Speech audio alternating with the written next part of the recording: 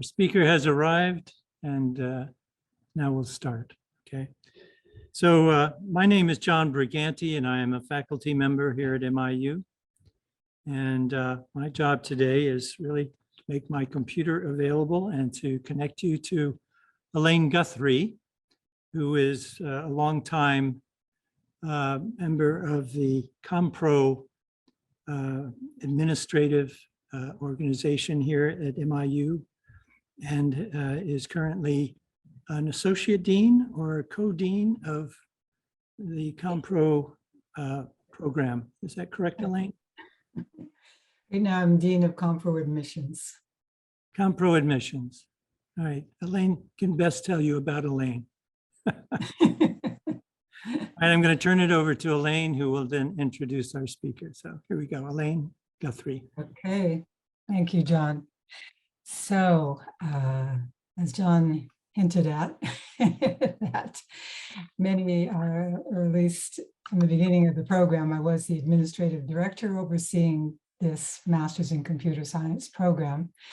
And Denekew, Jembere, was one of our students from the January 2005 entry from Ethiopia.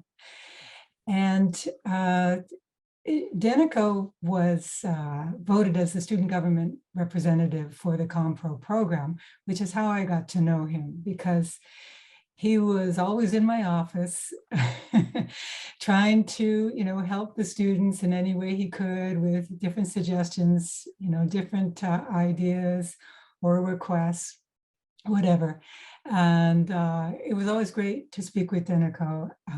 And we have kept in touch basically over all these years.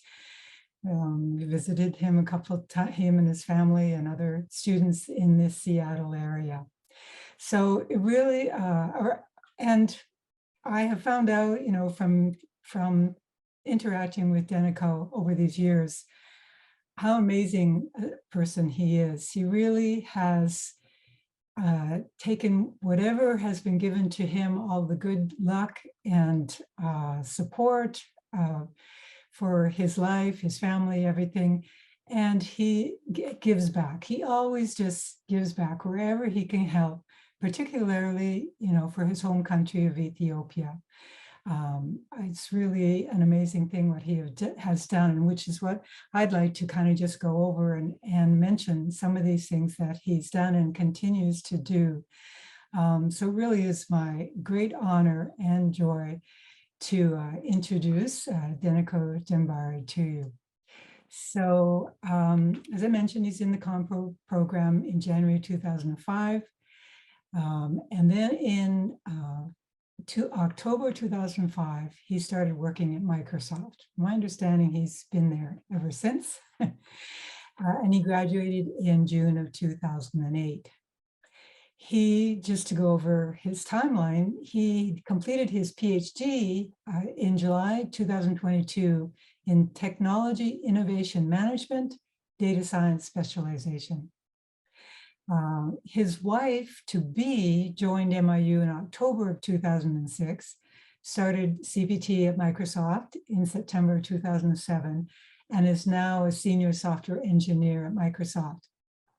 And so Denekew and Misrak, his wife, now have 4 children, ranging from ages 7 to 15. So Denekew first started helping out, that I am aware of, when he was working at Microsoft, and this was in 2009 when the recession hit, and it was very difficult to find a job at that time. So he started giving some classes to 5 of our MIU ComPro students in classes in programming to help improve themselves while they were looking for their CPT work. He also raised funds to pay for their housing during that time. Then in 2015, through Microsoft, he helped about 35 colleges and universities in Ethiopia with training in MS Office 365. Academic staff and students in these colleges and universities then started using the free MS Office 365 Education Edition To do this, he went to Ethiopia for 1 week to give the training to the technical staff and representatives from these colleges and universities. As a result of this training, about 1.5 million students benefited and started using the MS Office 365 services. He was recognized by the government of Ethiopia for this volunteer work that he did. In 2018, he helped the Ministry of Foreign Affairs by developing an app that would help process documents for Ethiopians living abroad who wanted to return to visit Ethiopia. This app was then adjusted by him to be able to be used now by 60 Ethiopian consular and embassy offices around the world. Then in 2019, he returned to Ethiopia and offered lectures on big data analytics and Azure DevOps. He gave these lectures to 10 universities in Ethiopia. Again, this was all volunteer work, and he covered all of his own costs for the trip. He also received good news coverage, including TV interviews for this trip. Then during COVID, he set up a portal to offer training to higher ed students in Ethiopia. But at that time, it didn't work out due to the bad internet connections. So in 2022, he was able to start offering these advanced machine learning courses for free online to students who were pursuing a graduate degree in data science in Ethiopia. There were 8 at that time. Recently, he offered for free again to students and teachers of machine learning a 9-week course, 2 hours per week. He limited it to 250 students and just completed this first 9-week offering. The focus was foundational machine learning. He also guided them on where to obtain other resources to continue their studies through free ebooks, etc. At Microsoft in 2018, he delivered a brown bag to an organization of 400 Microsoft employees, which was an introduction to data science and machine learning, which is what his Ph.D. was focused on. He was working on an app called Reconciliation Intelligence, or Recon Intelligence, but he did not have any intelligence and so had to have machine learning to power the application. As a result of this brown bag, he set up a virtual team from members of different teams to dig into the details of machine learning and processes to build the ML models and was successful at the first, model was released in 4 to 5 months. At this time, along with working full-time for Microsoft and all of his volunteer teaching of online machine learning courses, he also teaches some online courses to the University of Washington in Seattle on the foundations of statistics and data analytics and data mining. These are online certificate programs for students that already have good foundations in computer science. So as you can see, Denekew has really reached out to help as many people as he can and continues to do so. And of course, the latest is giving this talk to all of you. So again, we're very thankful. We're very proud of you, Denekew, everything you have accomplished and continue to accomplish. So thank you for taking your time today to give this talk to our ComPro students and graduates and others that we have advertised to. Okay, thank you very much. Go ahead. Thank you so much, Elaine. This is very flattering. I really appreciate for the opportunity that MIU gave me, just initially letting me come to the States, getting all these and just whatever service that I was providing to Ethiopia or here wouldn't have happened if I couldn't get the opportunity through MIU. And especially Elaine, I really appreciate just how you have been supportive throughout my stay on campus and even off campus. And just you are everyone at MIU were treating us as family, not only me, but just the entire students. And then we learned a lot from the culture at MIU. And I'm so thankful of that. And without any further ado, I will go ahead and start the presentation. Okay, So as Elaine said, I started the machine learning program, the brown bag, back in around 2019, and we started developing or training multiple models, and then we had multiple interaction with different partners within Microsoft, and just wanting that our team got a highlight within Microsoft was like a model that we developed, that I created a core framework, was highlighted to Satya Nadella, to the CEO of Microsoft, for his discussion with a European team when trying to get bio from that organization. So just we started just in a very good start, but everybody was interested to get our team's service and work with us. And as a result of that, there was a misunderstanding about the machine learning process, because everybody thinks that just a project is a project and just it doesn't have any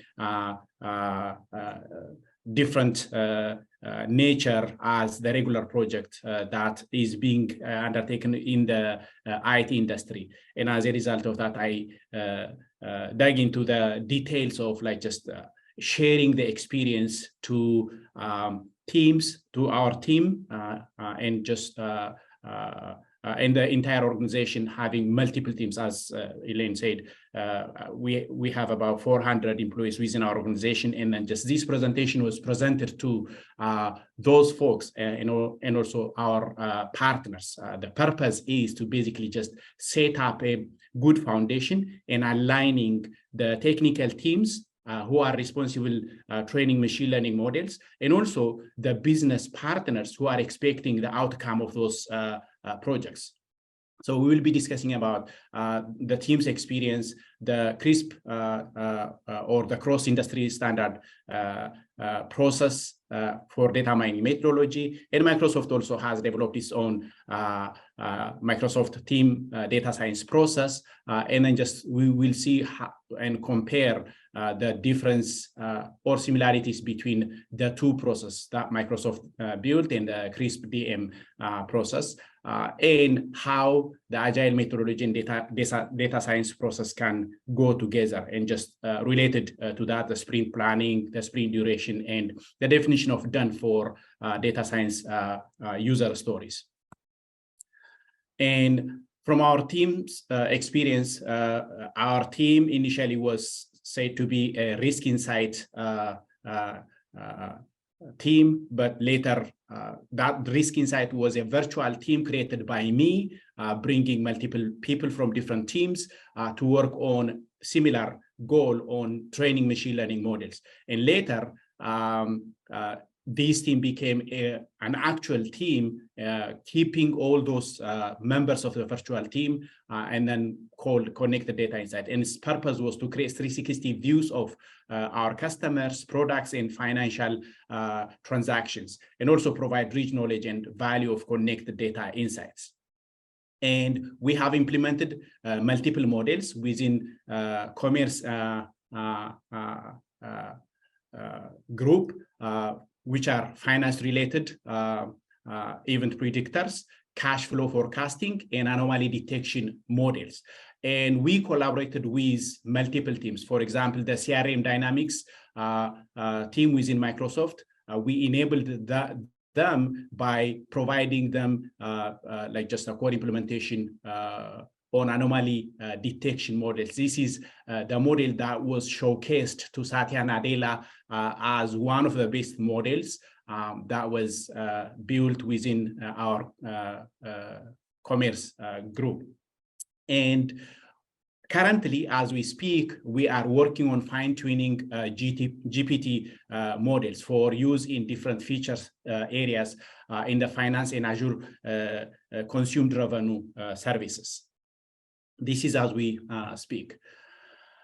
And just managing data science user stories using Scrum framework has been a challenge. So this is something that if you have to take away from this discussion, I suggest you do one thing. There are projects specific to machine learning and projects there are which are like any other software development process. Other software development projects are so matured that there are predefined processes. But for machine learning, since the population of developers is very limited in number and just the time wasn't as critical.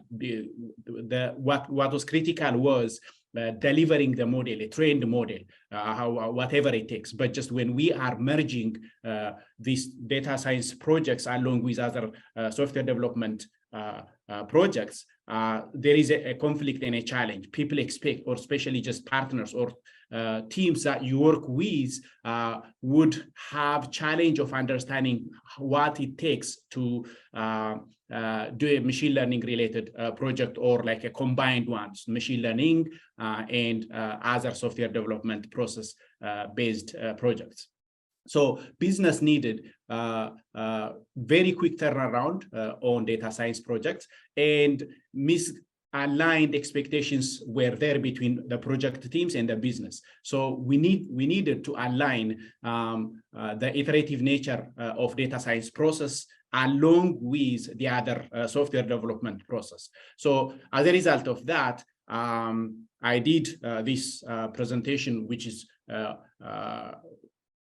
I'm currently doing. So the process that I dig into the detail was the CRISP data mining, or the cross-industry standard process for data mining. And this process has been there for nearly 3 decades now, right? And it was a methodology and a process model, a methodology that describes the typical phases, tasks, and their relationships of a project. And also it is a process model that outlines the data science life cycle. And it was published as a step-by-step data mining guide back in 2000, and it has become a widely used methodology for data scientists. And just there are citations about this, how popular this process methodology is. And IBM created an SPSS modeler guide based on this process or methodology. And in relation to this, Microsoft also built just a different framework or a related framework called Microsoft's Team Data Science process. This is an agile, iterative data science methodology, taking best practices and structures from within Microsoft and other industry leaders. It also took like just the CRISP DM, the earlier methodology and process into account. And more importantly, from industry experience perspective, this process was a task-based life cycle, which is methodically aligned with other processes like the CRISP DM and also the knowledge discovery in databases. This is another popular methodology. And you can look this up. Today, within Microsoft, we follow this process so closely. But the unfortunate part is if teams are new, they don't know where to start and how to start. Plus, if business partners are new to a data science related project, they don't know what to refer. So this was needed to provide a guidance and alignment within teams or across teams who are working on data science related projects. So the CRISP DM versus the MS TDSP, the two processes that or methodologies that I mentioned are related in many ways. whereby the CRISP-DM has 6 phases with appropriate details, and it has got separate data understanding and data acquisition phases. On the other hand, the MS-based framework or process has got only one data understanding and acquisition phase, and it basically clearly defines the team member roles. The difference between the CRISP-DM and the MS TDSP is the Microsoft-based team data science process was targeting individual roles. Who is responsible on what? So if you see.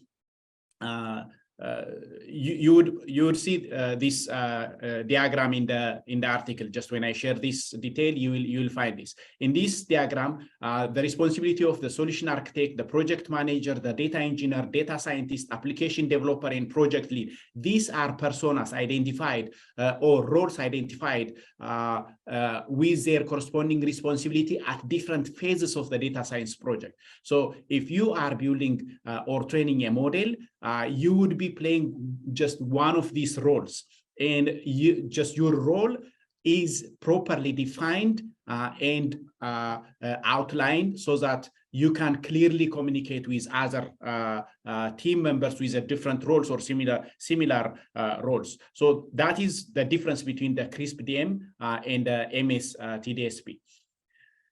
Now, looking at all together, I kind of recommended these processes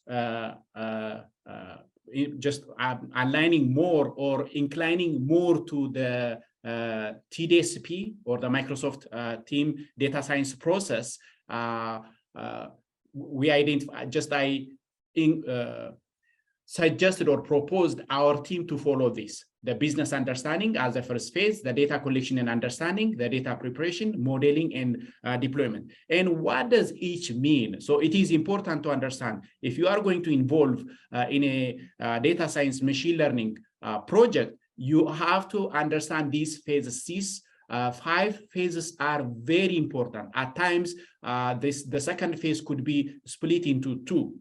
The data collection by itself in the data, and then data understanding, just another process. So it's important to understand what needs to be done at each phase as a data scientist or a partner of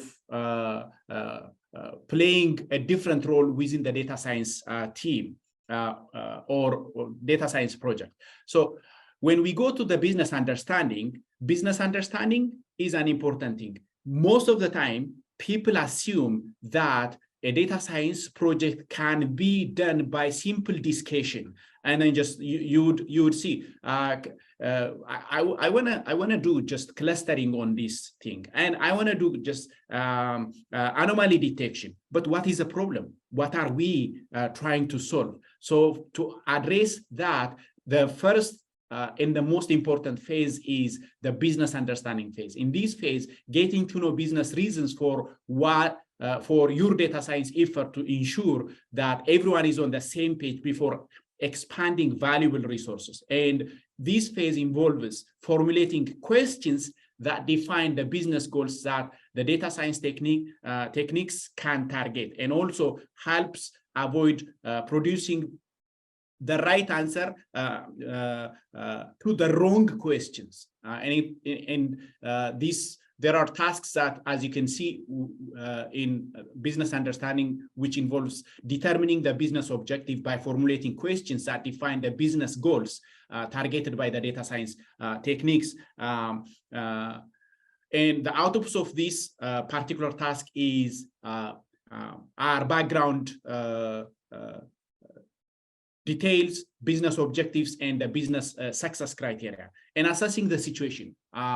Outputs of this particular task are inventory of the resources, the requirements, the assumptions, and the constraints, risks, and contingencies, as well as terminology and cost and benefits. right?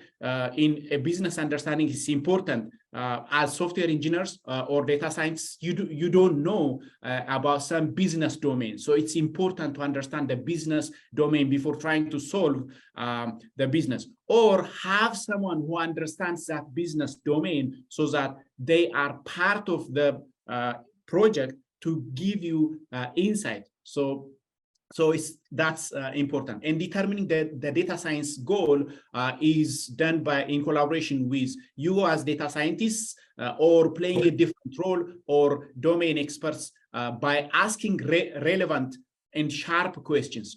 And the outputs of this particular task are data science goals and data science success criteria, and defining the success metrics that are smart, such as accuracy, precision, recall, or any other error metrics are important to be defined, should be defined at this particular phase. And identifying the data sources, because once you have the questions to be answered, you need the data that helps you to answer those questions. So you would have to ask the business owners or your partners to identify the data sources which can help to answer the questions formulated. And here it's important to ensure that the data is relevant and an accurate measure of the model's target and features of interest.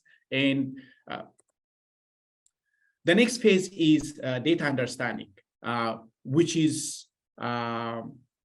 focuses on taking a closer look at the data available for the data science. So remember, in business understanding, we identified the sources, right? Now here, this phase gets connected back to the business understanding, because you are digging into the details of the data with a closer look at the available data that you identified, whose source was identified in the business understanding phase. And this stage is critical in avoiding unexpected problems in the next phase, which is the data preparation.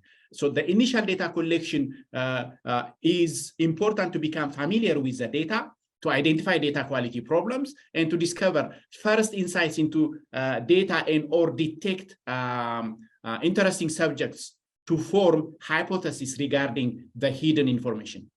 And the other is, the next step is locating the data set to acquire the target data and list the data sources acquired together with their locations.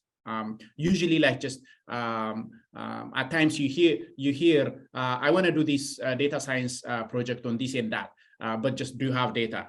Where is the data? So it's important to answer this, to locate the data set.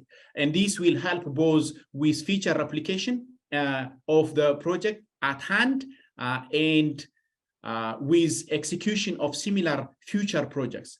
Basically, once you identify a data may serve for multiple other projects. You may develop different types of models by handling or looking at the same data from a different perspective.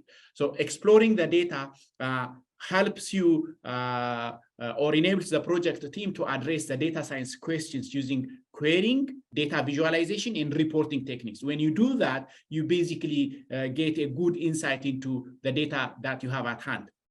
And developing the architecture of the data pipeline that refreshes and scores the data regularly.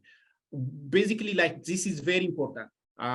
If you go online and see data science tutorials, they will die right there, because they only care about giving you some sample runs on a given data. But in real scenario, you have to keep refreshing your data from the original source. So your data has to be refreshed. For this data refresh process, you would have to have a data pipeline that basically keeps the data fresh. So you have to develop the architecture. So this phase involves thinking about the architecture, collecting the initial data, describing the data, exploring the data, designing data refresh solutions, and verifying data quality are done within this phase. And the deliverables of this stage are the data quality report, the solution architecture, and the checkpoint decisions. The data quality report is about data summaries, the target attributes and their relationships, and the variable ranking. And the solution architecture, as I said earlier, is a diagram or description of the data pipeline for scoring or predictions on new data. So you would have to have that at this particular phase. And the checkpoint decision here is re-evaluate the project to determine whether the value expected is sufficient to continue pursuing it, or you might, for example, be ready to proceed, need to collect more data, or abandon the project altogether as the data does not exist to answer the question. So there is no shame in stopping a project before wasting so much resources. If you know for sure that you don't have sufficient data to answer the business problem identified in the earlier phase, so this is the time to stop or just and try another project. It is interesting to do on data science project, but it is not interesting to waste resource on something that doesn't have any value, right? And the data preparation is the most important phase. So we discussed about the business understanding and the data collection and understanding. Now is the data preparation. Majority of the time is spent at this phase for multiple reasons. Usually this phase takes between 50 to 70% of the project's time. If you have, like, for example, 4 months of a project time, probably you may be coming back to this data preparation phase for just 2 months, a total of 2 months time back to this phase, because you would have to do multiple things in relation to the data preparation. And the colloquium for the distribution of work in any machine learning project is 80% data wrangling or exploratory data analysis, and 20% model building, training, evaluation, which is the fun stuff, because this is the most important. The data preparation sometimes would even take about 80%, but most of the time it takes 50 to 70% of the time. And this phase covers all activities needed to construct the final data set, data that will be fed into the modeling algorithms from the initial raw data, and to decide on the data that will be used for the project. And this particular phase involves making decisions regarding the relevance of the data to the project's goal. Now, earlier we said we want to understand and collect the data. Now we collected the data. In this phase,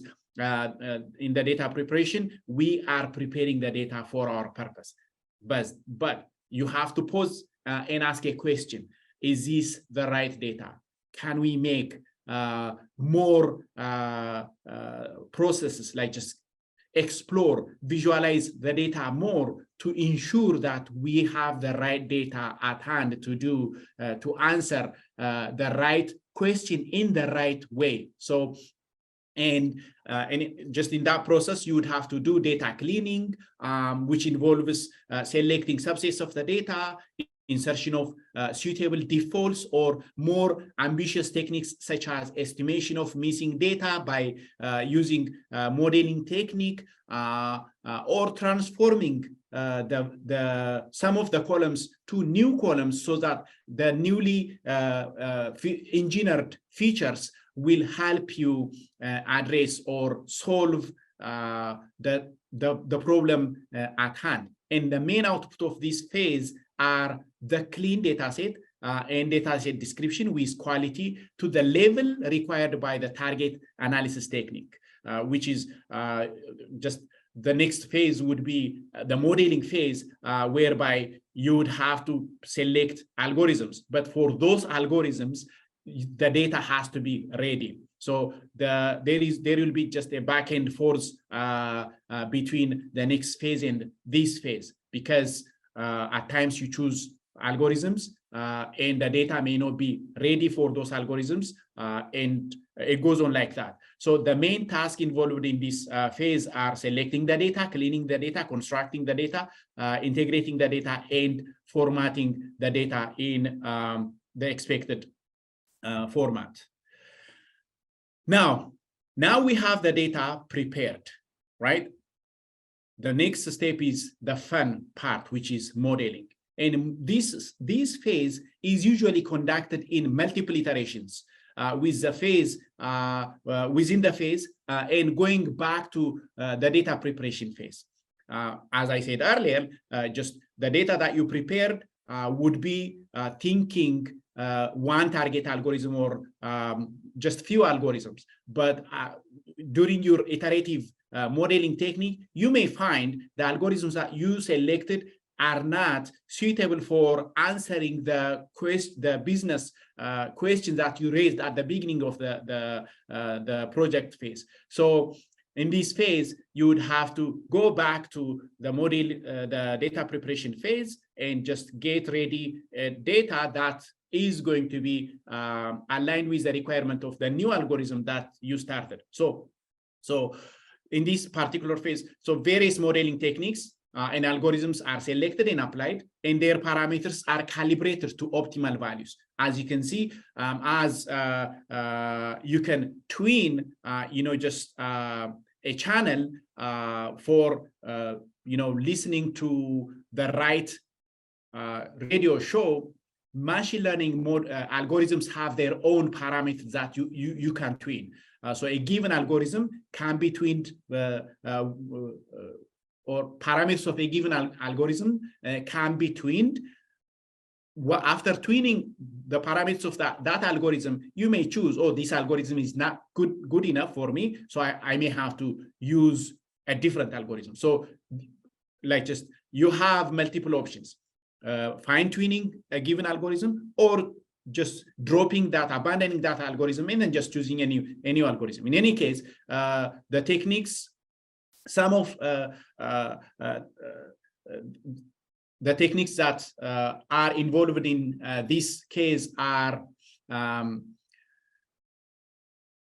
defining or identifying the right algorithms and with the and just satisfying their specific requirements by going back to the data preparation phase, which may be necessary, especially if your algorithm at hand for which you prepared the data doesn't satisfy your need. You have to go back and prepare a new data for the new algorithms that you may choose. So specific or multiple modeling techniques or algorithms could be selected. And if multiple algorithms are selected, each modeling technique should be carefully executed with each task of the phase, this particular phase.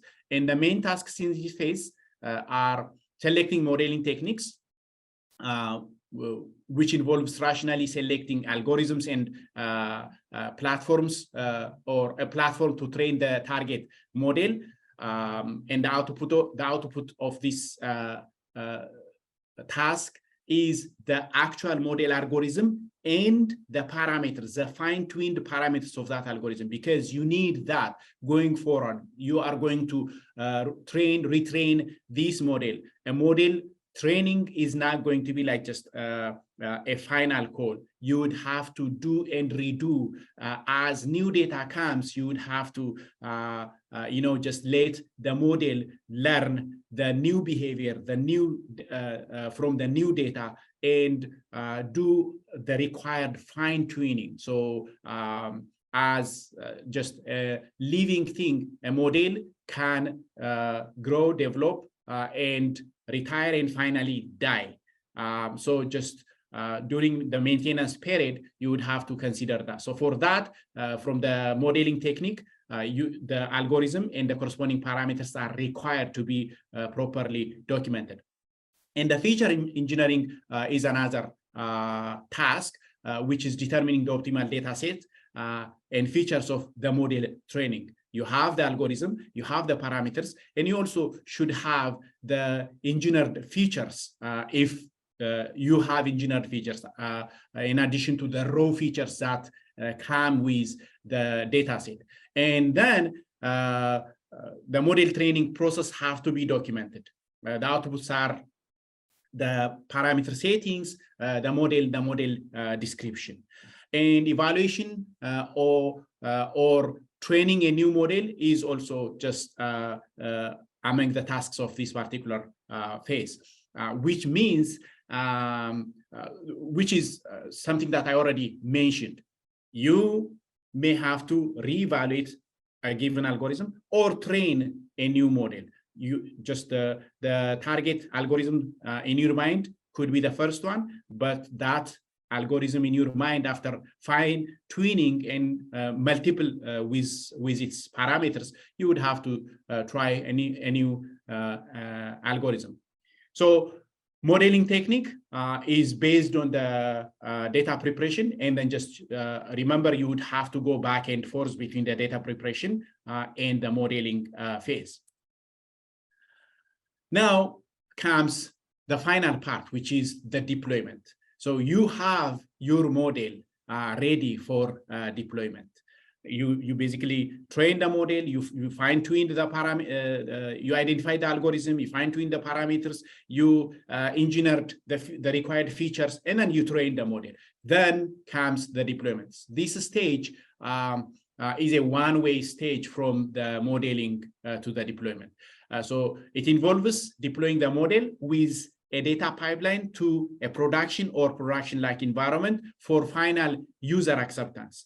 And this involves generating report and or implementing a repeatable data science process, such as creation of the model and creation of the model is generally not the end of the project, because just as I said earlier, in tutorials, online tutorials, the ultimate target is to educate you how you can use a data set and train a model.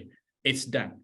Nobody cares about the deployment. So creating a model is not the end of the project, because there is the next step. The model has to be used by the end user. And even if the purpose of the model is to increase knowledge of the data, the knowledge gained will need to be organized and presented in a way that customers can use it.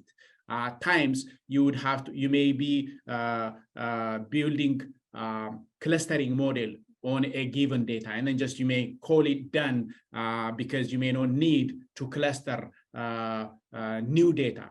So every time you could do that. So the clustering result has to be communicated in a proper way. And depending on the requirements, the deployment phase can be as simple as generating a report, as I said, like generating the cluster indexes and associating them and just giving it to the business partners to deal with the clustering result. Or it is as complex as implementing a repeatable data science process across the enterprise. And in many cases, it is the customer, not the data analyst, who carries out the deployment steps. So your job would be done at this step, and your customer, or probably you may be in the same team with your customer, the next the people or the team members who play the customer role would take it forward to deploy. Even if the analyst will carry out the deployment effort, it is important for the customer to understand upfront what actions need to be carried out to make use of the created models. And you have to take your evaluation results and determine a strategy for their deployment. And it makes sense to consider the ways and means of deployment during the business understanding phase, as well as we discussed earlier, because deployment is very critical or crucial to the success of the project. And this is where the predictive analytics really helps to improve the operational side of the business. And as you can see, the main tasks in this phase are selecting the best model, defining the model interface, and this could be, the model could be exposed as an API or a batch or real-time job that runs and generates data so that other applications can consume the output data, or the exposed API. And creating monitoring and maintenance approach to monitor model performance and system health, which is very important. Otherwise, you will forget your model, and then just the model will forget you, or the support that you needed from the model. The insight that gets generated would give a wrong message to the users. So what needs to be done is maintaining the deployed model and ensuring that the model is up to the expectation, understanding the new data behavior, not misleading the user source or giving a wrong prediction or wrong insight to the users of the model. So monitoring is important, for which you may need a dashboard, a modeling report, and finally have the entire solution architecture created at the end of this process. Now, putting all together, as you can see, we have the business understanding, where you determine the business objective, the data science goals, the success criteria, and identify the data sources. And the next is data collection and understanding. The next step is the data preparation, and finally the modeling. As you can see, between data preparation and modeling, there is back and forth. Between business understanding and data collection and understanding, there is back and forth. Especially in these cases, between business understanding and data collection, you want to know. But at times, so here is a challenge that we practically faced. We have many questions. We may have many questions, and asking questions is not a sign of misunderstanding or not understanding the problem. It is a sign of getting enough detail, especially in the case of data science. Just as you get experienced, you are not afraid of asking questions. But if you are like just a starter, a junior developer, even if you have questions, you may feel ashamed of asking questions. It's not wrong to ask a question, especially in data science process. If you don't understand the business problem clearly, you will be implementing something wrong. So this is the reason why we needed that. So just I personally had to make this clear for our business partners so that we get aligned. It doesn't mean that we don't understand what you want to solve. We want to understand more. So that was how we have. So this is the overall data science process. And next comes the sprint planning and data science process. Now the fun part. The ultimate objective of presenting all those 5 phases was basically to let the business partners know about the details of each phase, and how sometimes if we say we don't have any deliverable from this user story because we didn't understand the business problem initially, between business understanding and data collection and understanding, or at the modeling phase, the algorithm that we chose was wrong or wasn't up to the expectation to answer the business problem the right way. So we have to go back to the data preparation phase and deal with that. So this was important. So as a result of that, we had to have this sprint planning and data science process alignment. So here is how I used an example from our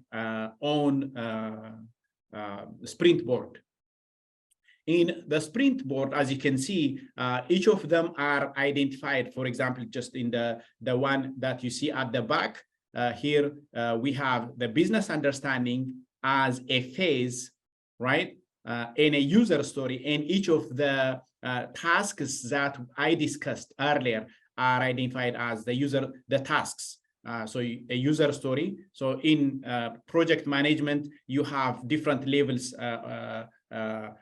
such as a scenario, which is a collection of features, a feature, which is a collection of user stories, a user story, which is a collection of tasks, individual tasks. And these tasks would have to be maybe completed within a day or so, right? Or it could take longer depending upon your project setup, and we will see how it looks. In any case, the business understanding is a user story having these tasks which we discussed, and the data understanding is again has these individual tasks. As you can see, these are identified or like just as you can see, BU at the beginning of the task title, prepended by like just initials of the phase, the DU, data understanding, and just it goes like this. So we have like this phases, each phase represented by user story. 1, 2, 3, 4, 5, 6, and the final is the deployment phase. And just at the deployment phase, you have determining the model interface, selecting and deploying the best model, and monitoring the dashboard, and maintaining, and probably just this could involve retraining the existing model and this task. And you may have to recreate some of these user stories because of the relationship that we discussed earlier. Because of like just this phase, you may have to, a user story that you created at this phase may have to be created again because it overflows to the next sprint. So these are the phases that we discussed. And as a result of that, so this is a difference between the regular data science, the development or software engineering sprint and the data science sprint. In software engineering sprints, the most common sprints are 2-week long. So in 2 weeks, a given user story has to be delivered. A given user story has to be completed. But as you can see, just each of them are 2-week long.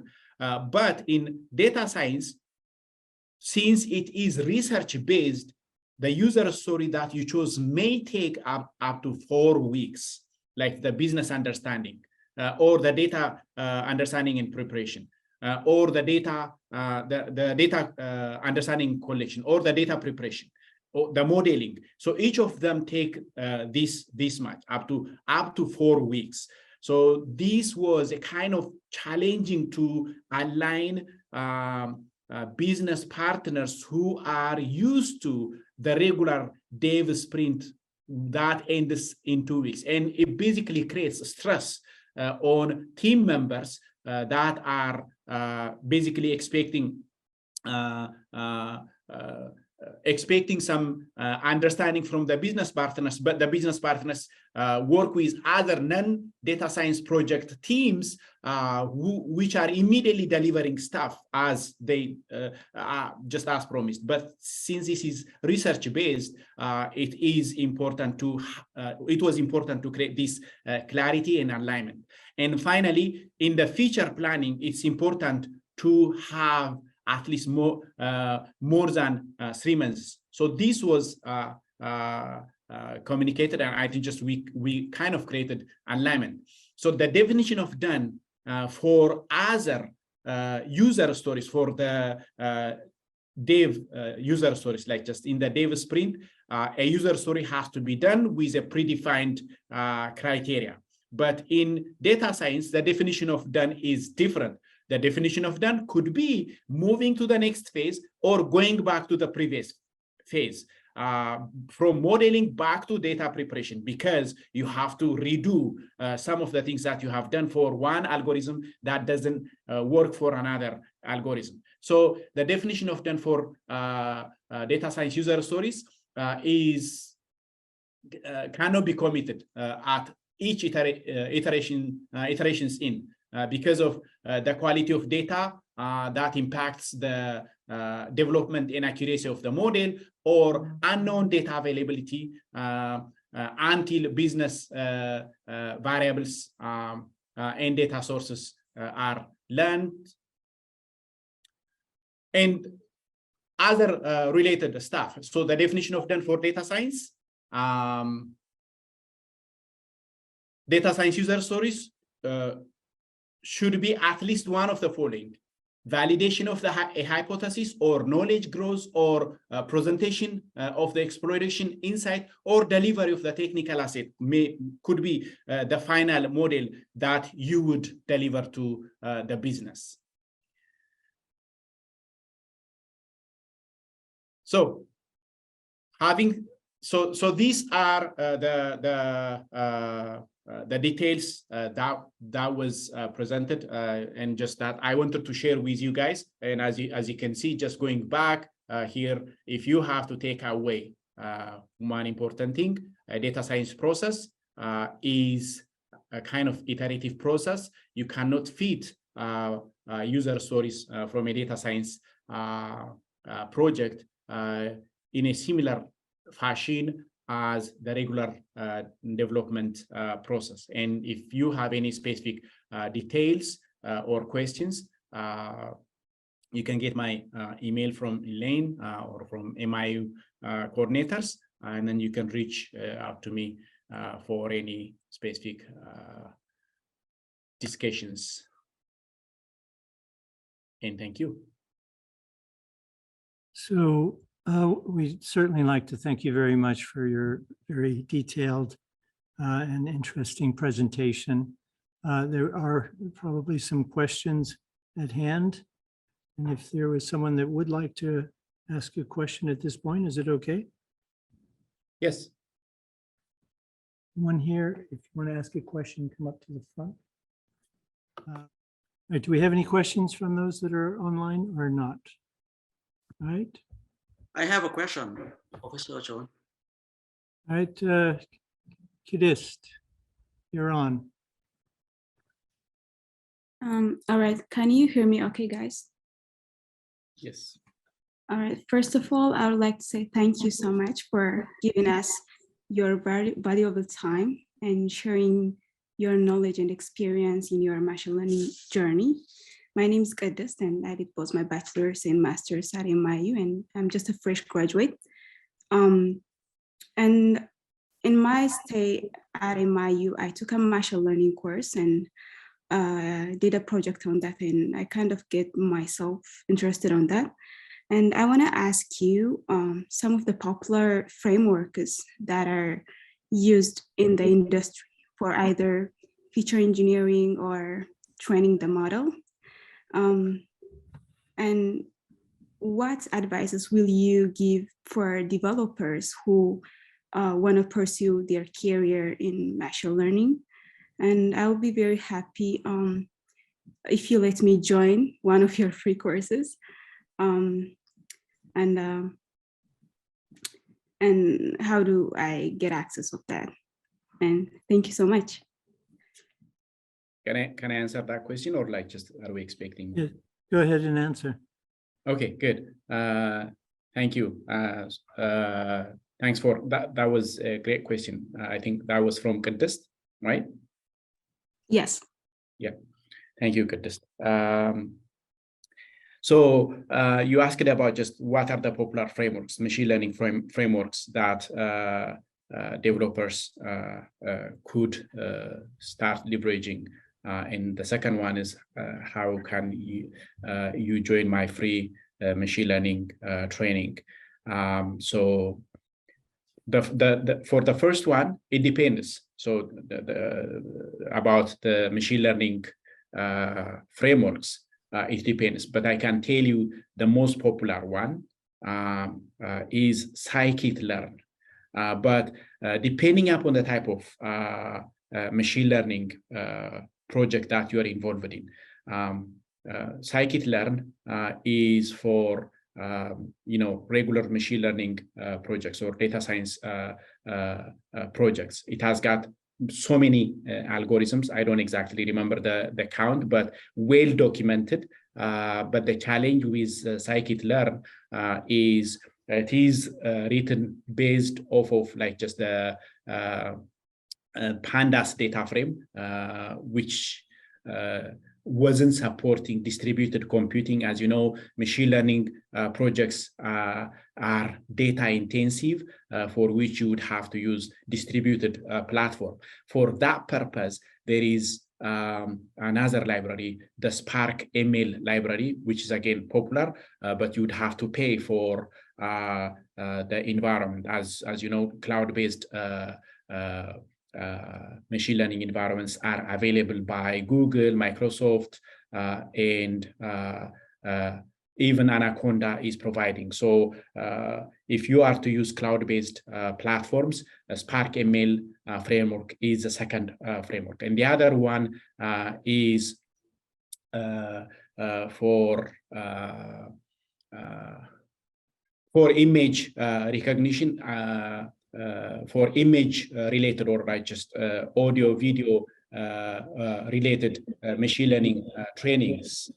You would have to use Google's framework. Just I missed the name. I will tell you, just it will come. But so these are the three popular frameworks that you could use, especially for. I'm listening myself from somewhere. I think Tao has raised hand. So before that also, we have some more time for this interesting conversation. First of all, thank you very much, Dr. Jembere, for your presentation and covering most of the processes in machine learning and data science. Just a few comments. We, as Kidis mentioned, we have machine learning course, and all these things are very important we cover, but we don't get much time to cover the deployment side. Of course, students do some projects and they try to deploy there, but we don't go much details on the deployment side, specifically the MLOps side. So if you can shed some light, that will help our students on that. Thanks, Mr. Emdad. Yeah, so I think just this is usually the case. The deployment phase is something that students may have to learn once they are on a real project, because the deployment scenario is different for different companies. Different companies would use different platforms to deploy different platforms for deploying their models. For example, in Spark, if you are using Spark, ML, you would have to. Can you guys hear me now? Excellent. Yeah. So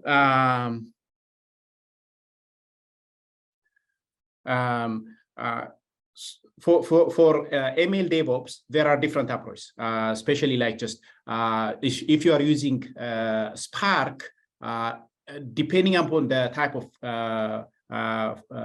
platform that you use, you would have to develop your pipeline to deploy the model, the target model.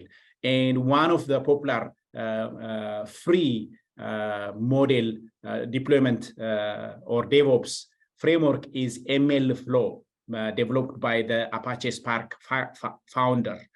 So it is important to understand the MLflow, regardless of whatever environment, whatever platform that you use. MLflow basically gives you end-to-end history of your model from start to end. So just like your event log on your machine, everything gets logged. Whatever activity that you do on your machine gets logged on event viewer, the event log, right? Just getting classified with different log types. So having to understand that is important, but the actual deployment specifics is dependent on the target. You could use HD Insight or Databricks clusters or Microsoft Data Science Designer, or expose the model as an API, which I covered at the end of the presentation as an API to get used as an endpoint for scoring, or you may deploy the model as a job or a task, a batch job that basically runs once in a while. So this phase is, I think, just from academic perspective, is somehow difficult to cover unless you choose one of them and cover them. But just students will have to figure this by themselves, depending upon the type of requirement or platform that they will be using. Thank you. Any other questions? Tao. Yes, I have a question. Thank you, Dr. Jembere. It's a great presentation for me. And one question I have here is, in DS data science projects, so is it critical for any software developer to know well about data science? If so, you suggest some critical techniques or skills that they should have before landing the job in data science projects. So if I understood the question, is it important for a software engineer to understand a data science process? Is that right? No, my question is that if any software developers, if they want to land a job in data science projects, is it critical to know any skills in data science? Okay, and good. If you have, could you suggest some direction for them? Okay, good. I think just that is interesting question, and thank you for that question, Tao. Yes, so just like if you go out and search for a model training process or a data science process, you will immediately jump onto a tutorial written using Python.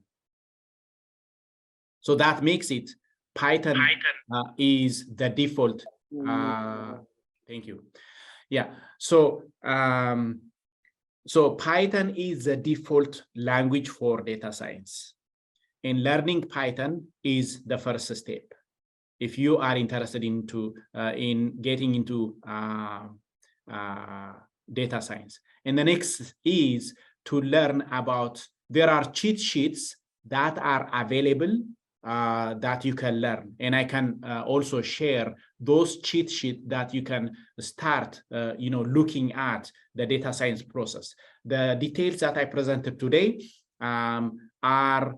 will make sense if you see one cheat sheet from one particular problem perspective. Just choose a problem and see how you can address that particular problem using a machine learning process, right? So for that, for example, Microsoft created a cheat sheet for its own ML Studio for the algorithms that are available in the Microsoft ML Studio. So, the first is learning Python. The second is understanding the machine learning processes, which I briefly covered today, and how they are interrelated to each other, and choose one algorithm and do the training process. And in my opinion, students with a good understanding of programming can easily understand a machine learning process. And is it important? Yes, it is important probably for all of you, because sooner or later, you may be involved in a project that requires a machine learning understanding. Even if you are not directly working on a machine learning project, you will be helping someone working on a machine learning project. So you take part in there, and your understanding is just, is important to help the project team succeed on a machine learning related project, because now everything is about models, whether they traditionally trained models or pre-trained models based on, refined models based on pre-trained models. Thank you so much. Please send us the cheat sheet so that we can refer to that. Thank you so much. Kidus, take a seat. Hello, can you hear me? Yes. Okay. First of all, thank you, Dr. Denekew Jembere. It's really a pleasure to have you here. Everything that I heard from Elaine was very inspirational, like your background being a student just like us in MIU, and finding a job at that difficult time, at the economy recession time, achieving very great in your profession, and also giving back to the society again. So those are very key elements that I was really appreciating of you. So thank you so much. I do have some few questions. Probably if you can just write it down so I don't open my mic often. So the first one is, how is the AI going to affect, or the machine learning AI going to affect the coming job industry in the coming few years? How soon is it going to be very popular? How soon is any job going to require probably machine learning, data science? So that is my first question, in your opinion. The second one is for developers like me, for example, their job doesn't involve directly on machine learning AI. So our usual task is probably application development. So for a guy like me, what is your recommendation to go to put his feet into machine learning, data science world with very few, like the easiest approach? Third one is going to be what was your experience like when you got a job at Microsoft? Did you had a data science machine learning background at the time? Was it very good? Did they demand that? Or so I just wanted to hear those things. And the last one is, we can find it on Google, but if you can just give it, explain it very easily, probably, like the distinction between data science, AI, machine learning. Are they all the same?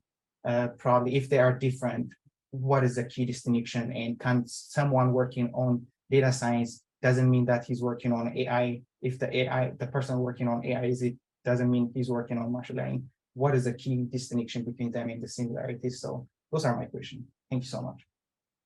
Thank you, Kidus, for the kind words and also the great questions. I think I will start with the first one. I might forget all the 4 questions, but I will try to address them. I think the first question is, can you remind me the first question? Yeah, so the first one was, how does AI going to affect the development job industry? Yeah, so I think that's a very great question, and probably I may not answer the question very well because it is yet under research, right? I have to say that. There is a research that recently came out, and the artificial intelligence, the AI industry is going to affect, especially like on a gender based scenario, is going to affect more female employees than male employees. That's how the report came out. The reasoning behind that is because more female employees are working in office-based jobs that, for example, like writing articles and you have seen how ChatGPT is helping you to do stuff that humans were doing. And based on this research, whatever ChatGPT or this new AI models are taking, even as we speak, the jobs of individuals, and then just sooner or later it's going to come to us. From the development perspective, GPT is enabling the developers today. If you are using ChatGPT, and if you don't know about a language, I can practically tell you my recent experience. I haven't used or written Scala code. So in about 2 weeks, I have to learn Scala and write code for a feature that I have to deliver within Microsoft on data quality framework. So for my learning, ChatGPT was there, and I just pose the right question and I get answer. So what does that mean? This basically means my need of going to a training class or signing up for a training class is just not needed. Probably like just educational institutions, training providers may get affected just with this ad hoc scenario. So so this is something that I can quickly say.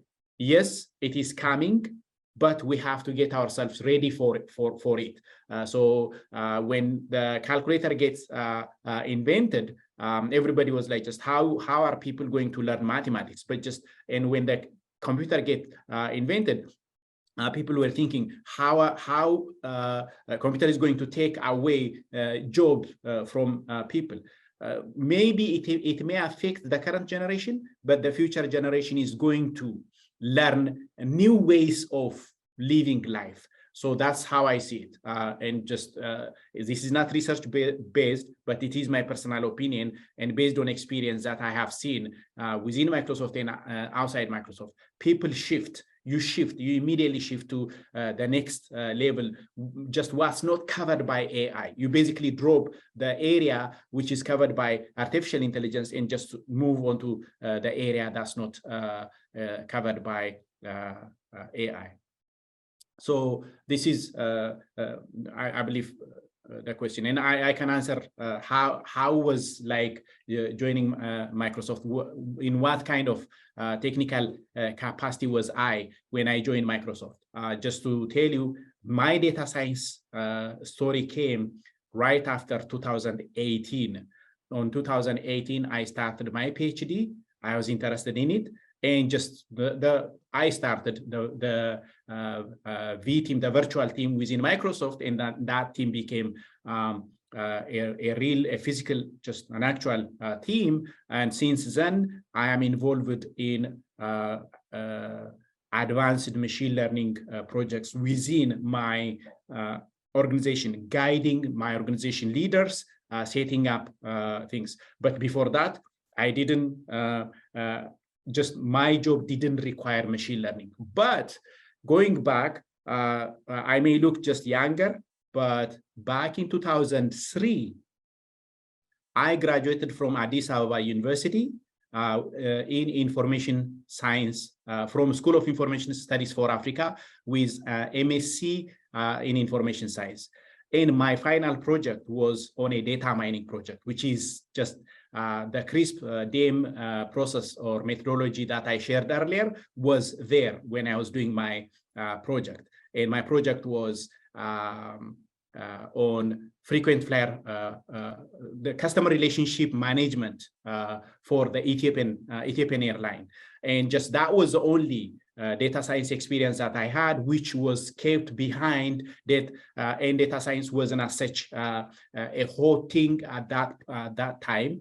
But my job at Microsoft only needed probably just, you might need today, just as an advice for all of you, I get involved in interviews for full-time employment. And we ask questions, and some of the questions that we expect from people like you are critical understanding, critical thinking, and critical analytics. And some are interested in knowing how much data structure that you understand.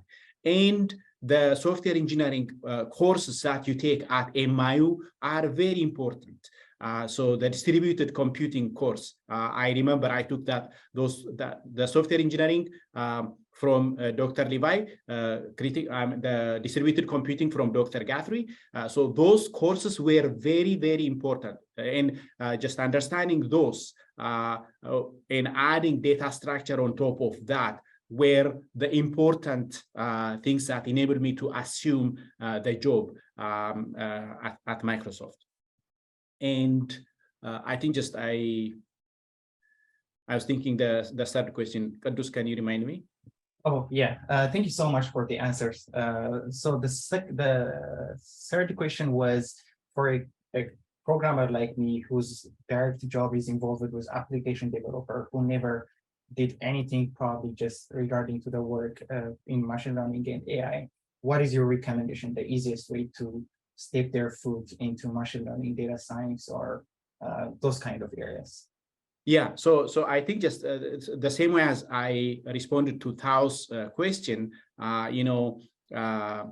just whenever you have time, I suggest you digging the details of Python and also start with one project, one tutorial, and then just proceed. When Ed just asked the first question about just the different machine learning frameworks, I mentioned about scikit-learn. Scikit-learn is a very good framework, especially for education, for learning. And just go there and use the scikit-learn framework, because they have a very detailed documentation for using an algorithm, and then just data sets are there, and platforms like Kaggle have well-developed solutions. Go through them. The best way is not only reading, but just breaking it and fixing. So that way you can learn the machine learning process. If you are more into machine learning, if you have more interest in machine learning, then just we can discuss more offline. And I think you have one more question that I didn't answer. Yeah, so the last one is regarding to the distinction between data science, yes, machine learning, AI. Yeah, got it. Data science, machine learning, artificial intelligence encompasses all of them. And I think I have a slide with a detailed presentation. Probably I will add that slide into the slide deck that I presented, and then just you will get to know. The data science, artificial intelligence is a bigger one. Machine learning is training machines to think just like people. Data science is using machine learning models to create insights and predictions. It could be like just real-time insights or predictions, things like that. So these are the difference. But the overall thing is the artificial intelligence contains both machine learning and data science. Data science and machine learning also share some aspects because they use algorithms. One uses algorithm to train the model to machine to think just like people. The other uses algorithms to create insights and repeatable processes. Thank you so much, Dr. Denekew. Yeah. Anyone has any other questions? If not, John, you want to add some closing remarks? Yeah, I think on behalf of Maharishi International University, all the students and graduates, this invitation went out to a lot of our graduates, MIU graduates all over the country. I want to thank you so much for sharing your information with us today. And I think you're an inspiration. I'm sure many people sitting here or listening via Zoom are thinking, how can we get to where you are today in the fastest possible way? So I think you've given us some insights and some inspiration to move in that direction. So thank you very, very much. We wish you all the best. And thank you all for joining us this afternoon for this very wonderful presentation. Thank you so much, John. And thanks, Mr. Emdad and Elaine. I really appreciate just your patience and listening to me and the opportunity that I was given. I wanted to serve MIU. I believe I did one check mark there. Certainly did. Certainly did. All right. Thank you. And everyone have a great afternoon. All right. Thank you. All right.